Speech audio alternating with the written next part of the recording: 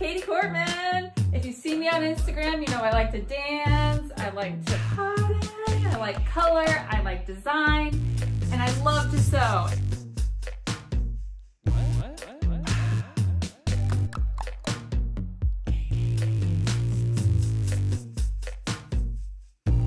Today we're going to talk about making our own patterns. To start that, I'm going to show you what resources I have used to begin pattern making for myself.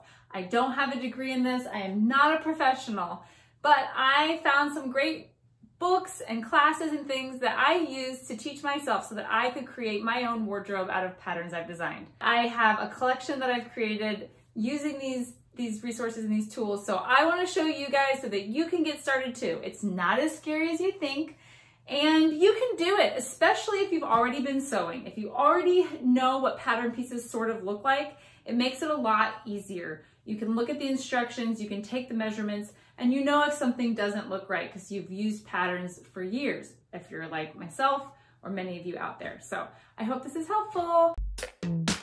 Pattern Making for Fashion Design by Helen Joseph Armstrong is the textbook that most fashion design schools use, and there is a reason. It is incredibly extensive. It goes into everything, and I find that each chapter is incredibly inspiring. So collars, they're showing me all these different kind of collars, collar stand and roll ties. I mean, it just is so in depth, and it teaches you step by step how to build the foundation for each type of pattern, and then it goes into changing it up. So the beginning of the book starts with like how to take measurements and standard measurements, where to do the measurements, how to do them on a form versus a body. And then it teaches you how to draft the basic sloper for all the different parts for the arm, for the legs, you know, for the body, bottom, top half, bottom half. And then you start with dart manipulation, and it just goes on and on. I have not done everything in here. I've just, as I create a design, I will go in here and see like what parts I need to learn. The second book that I've been using, and I probably prefer, I love that book, it's very informative, but I prefer this method, and that is draping. So draping is when you take the muslin and put it directly onto the dress form, and you create your pattern from the dress form instead of just using like measurements on a flat paper. This is called flat pattern design, and this is draping. So in this draping book, it takes you project by project to help you develop the skills. So first is just this simple tunic thing, and then you go into dresses and shirts and pants. Instead of going step by step, when I started, I went straight to this one.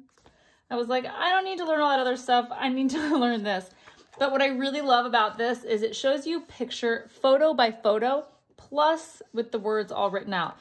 So if you're a visual learner, this is going to be very helpful. And if you need more words to help the pictures, there's some below. Draping the complete course. Now the third thing I've been using, and probably is the best for people that really wish that they had a teacher there with them, is Blueprint. On Blueprint, there are a few different teachers that you can learn from. There's one man who does a lot of draping, and I have done step by step some of the draping projects. I actually did the dress project along with him, and he teaches you how to drape just like a standard shift dress, I guess you would call it. I'm not sure. But with like the darts and everything. And I drafted this, and then I added some fun details.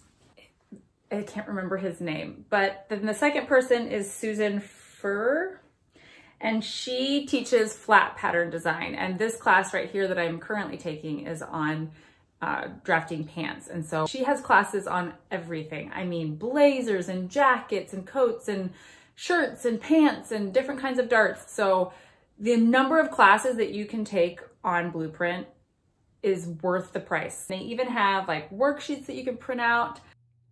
The worksheets provided for these classes are so detailed and great, and I now have a worksheet that I know I can use for other clients if I'm making a custom pair of pants and stuff like that. This was for the pant sloper class that I took. Like if you want to do this without having to watch the video again, what steps you take. Along with your regular sewing supplies, here are a few things that are helpful for draping. Having a sketchbook, pencil, permanent marker, measuring tape, some tape for your dress form. There is specific tape, but I just use washi tape. It's really nice to have a pin cushion for your wrists. You don't have to keep going to your pin cushion. And of course, measuring devices. And you'll want obviously a see-through, long, straight ruler and some curves. I have this really long one so that I can do, this is good for the armholes, but then the long can also be for hips. I have one additional curve. It's like a shorter one, but really, if you just have this one's pretty good. Of course, you'll want muslin fabric. So you can buy fancy tracing paper to make patterns that has grids, which would be really helpful. Use this medical paper that's about $12 for a roll on Amazon, and I will link to this below. As you can see, I used it here to make a pant sloper. And first I always go on it with some pencil, and then I use my permanent marker. You'll also want a dress form. So you can get a dress form that costs a little bit more, that's a little more pinnable, and they come in standard sizes, or you can get ones that are made to your body size. But for beginning, I just decided to go and get one of the cheaper ones. This is from Joann's. The brand, I'm not sure, but it's the adjustable mannequin from Joann. So you can adjust your size and you can pin into this. Behind it is just plastic, but you just pin down into the microfiber. And then you can use the tape to mark the lines that kind of aren't there, that would be on there. These are style lines, but you can mark the princess seams and the waistline and things with your tape. Here's a quick look at my sketchbook.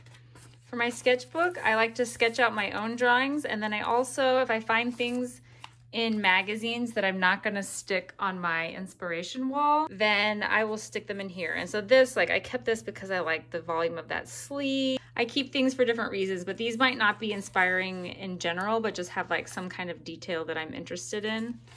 And then if I am sketching somewhere besides my sketchbook, then I'll glue it in here.